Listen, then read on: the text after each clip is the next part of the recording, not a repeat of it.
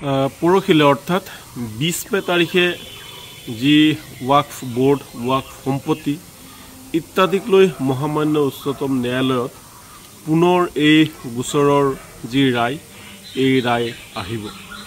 যিকোনো এটা ৰায় এইবাৰ কিন্তু আহিব আৰু আমাৰ অধিবক্তাই জনোৱা মতে এইবাৰ 4 ঘণ্টাৰ পৰা 5 ঘণ্টালৈকে 5 ঘণ্টা সময়লৈকে এই গোচৰৰ শুনানি চলিব পাৰে।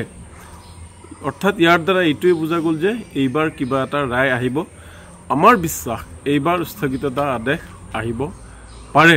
ইমান দিনে 20 কোটি মুছলমানে ৰৈ থকা যি ৰায়ৰ প্ৰতি যি ৰৈ আছিল সেই ৰায় অহা 20 তাৰিখলৈ আহিব পাৰে, যাৰ বাবে মই ভাৰতবৰ্ষৰ লগতে সমগ্ৰ অসমৰ মুছলমান লোকসকলক মই অনুৰোধ জনাম যে অহাকাইলৈ 19 তাৰিখে প্ৰতিটো মছজিদ আৰু মাদ্ৰাছাত দোৱা হ'ব লাগে।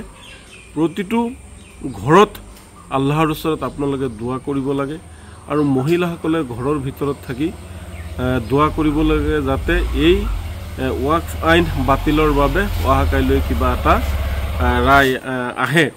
কাৰণ ইমান দিনে আপোনালোকে যি আন্দোলন কৰিছে তাৰ ফল আপোনালোকে হয়তো 20 তাৰিখে পাব। তাৰোপৰি যি উত্তৰ প্ৰদেশ, ঝাৰখণ্ড আৰু মধ্যপ্ৰদেশত যি ৱাকফৰ সম্পত্তি মছজিদ মাদ্ৰাছা বা দৰগাহত যি বুলডোজাৰ চলিছে তাৰ প্ৰতিও মহামান্য উচ্চতম ন্যায়ালয়ে এটা ৰায় দিব পাৰে। বিশেষকৈ ঝাৰখণ্ডৰ চৰকাৰৰ প্ৰতি হয়তো মহামান্য উচ্চতম ন্যায়ালয়ে কিবা এটা ৰায় দিব পাৰে, কাৰণ এয়া হৈছে মুছলমানসকলৰ পূৰ্বপুৰুষে দিয়া সম্পত্তি। মুছলমানসকলৰ পূৰ্বপুৰুষৰ এই সম্পত্তিত কাৰো অধিকাৰ নাই। গতিকে অহাকাইলৈ অসমৰ প্ৰতিজন মুছলমান পুৰুষ মহিলা ল'ৰা ছোৱালী সকলোৱে আল্লাহৰ ওচৰত দোৱা কৰক আৰু যাতে এই সম্পত্তি আমাৰ ফালে যাতে ঘূৰি আহে, আমি যাতে ন্যায় পাওঁ, আমি যাতে আমাৰ সম্পত্তি ঘূৰাই পাবলৈ সক্ষম হওঁ। উচ্চতম ন্যায়ালয়ৰ ওপৰত আমাৰ আশা ভৰসা আৰু আস্থা আছে আৰু পৰৱৰ্তী সময়ত আমি হয়তো গণতান্ত্ৰিক আন্দোলন এই ৰায়ৰ পিছত আমি পৰৱৰ্তী সময়ত আমি সিদ্ধান্ত ল'ম আমি গণতান্ত্ৰিক আন্দোলন কৰিম নে নকৰিম। পৰহিলে অৰ্থাৎ 20 মে তাৰিখে যি ৱাকফ বোৰ্ড ৱাকফ সম্পত্তি ইত্যাদিক লৈ মহামান্য উচ্চতম ন্যায়ালয়ত পুনৰ এই গোচৰৰ যি ৰায় এই ৰায় আহিব। যিকোনো এটা ৰায় এইবাৰ কিন্তু আহিব আৰু আমাৰ অধিবক্তাই জনোৱা মতে এইবাৰ 4 ঘণ্টাৰ পৰা 5 ঘণ্টালৈকে 5 ঘণ্টা সময়লৈকে এই গোচৰৰ শুনানি চলিব পাৰে। অৰ্থাৎ ইয়াৰ দ্বাৰা এইটোৱে বুজা গ'ল যে এইবাৰ কিবা এটা ৰায় আহিব। আমাৰ বিশ্বাস এইবাৰ স্থগিততা আদেশ আহিব পাৰে। ইমান দিনে 20 কোটি মুছলমানে ৰৈ থকা যি ৰায়ৰ প্ৰতি যি ৰৈ আছিল সেই ৰায় অহা 20 তাৰিখলৈ আহিব পাৰে, যাৰ বাবে মই ভাৰতবৰ্ষৰ লগতে সমগ্ৰ অসমৰ মুছলমান লোকসকলক মই অনুৰোধ জনাম যে অহাকাইলৈ 19 তাৰিখে প্ৰতিটো মছজিদ আৰু মাদ্ৰাছাত দোৱা হ'ব লাগে।